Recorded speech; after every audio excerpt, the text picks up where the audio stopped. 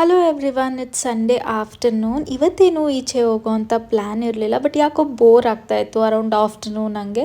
So ಮಂತ್ರಿ ಮಾಲಿಗಾದರೂ ಹೋಗಿ ಬರೋಣ, ಸ್ವಲ್ಪ ಶಾಪಿಂಗ್ ಏನಾದರೂ ಮಾಡ್ಕೊಂಬರೋಣ ಅಂತ ಹೋಗಿದ್ವಿ.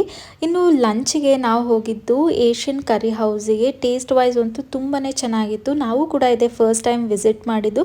ತುಂಬ ಸರಿ ಅನ್ಕೊತಿದ್ವಿ ಹೋಗಬೇಕು ಅಂತ, ಬಟ್ ಹೋಗೋಕ್ಕೆ ಆಗ್ತಾ ಇರಲಿಲ್ಲ.